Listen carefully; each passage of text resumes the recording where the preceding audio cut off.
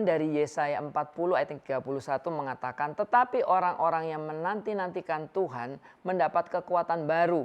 Mereka seumpama Raja Wali yang naik terbang dengan kekuatan sayapnya.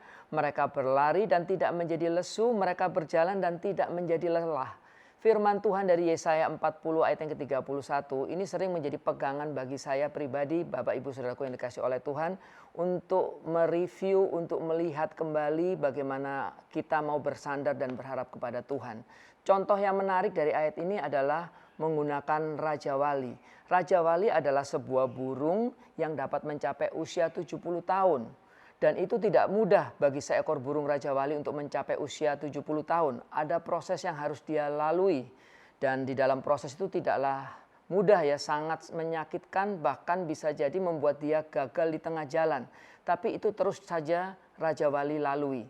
Nah Bapak Ibu yang dikasihi oleh Tuhan, saudaraku sekalian, ada 3 hal yang ingin saya bagikan dari Yesaya 40 ayat yang ke-31 ini.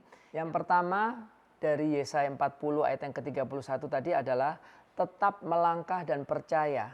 Karena dengan tetap melangkah dan percaya, kita akan menyaksikan bagaimana cara Tuhan memulihkan hidup Anda dan saya. Memang tidak mudah Bapak Ibu yang dikasihi oleh Tuhan, karena setiap kita punya ketahanan fisik yang berbeda-beda. Tetapi ketika fisik kita boleh lemah, tapi yang di dalam kita ini harus semakin kuat dan setia memandang kepada Tuhan. Karena ketika yang di dalam ini kuat, maka yang di luar atau jasmani kita, saya percaya pasti akan bisa mengatasi problem yang sedang kita hadapi. Yang kedua, sadarlah ini pembentukan iman. Kenapa? Karena jujur Bapak Ibu yang dikasihi oleh Tuhan, seringkali kita merasa kuat, kita merasa hebat. Tetapi ketika gelombang itu mulai datang, kita mulai goyah.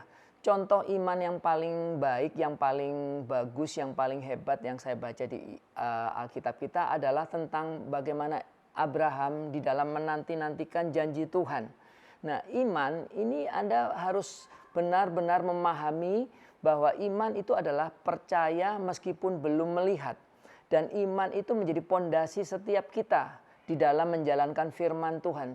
Jadi yakinlah bahwa ketika imanmu kuat, apapun yang terjadi di sekitar kita, bahkan menekan kita sekalipun, ketika imanmu tetap percaya, imanmu tetap kuat dan yakin ada kuasa Tuhan di dalamnya, engkau dan saya pasti akan keluar lebih daripada pemenang. Abraham dalam menantikan janji Tuhan bukan waktu yang singkat, tapi waktu yang lama. Tapi dia setia, dia menantikannya dan dia mendapatkan upahnya. Dan yang ketiga dari Yesaya 40 ayat yang ke-31, saya belajar adalah untuk tetap tekun. Apa arti tekun? Di dalam kamus Cambridge yang saya baca, artinya terus mencoba melakukan sesuatu walaupun sulit.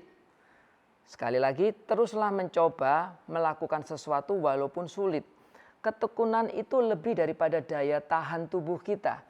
Ketekunan ini perlu satu tekad bulat dari kita untuk tetap setia. Jadi di dalam menantikan janji Tuhan, Anda perlu setia, Anda tetap perlu melakukan bagian Anda dengan baik.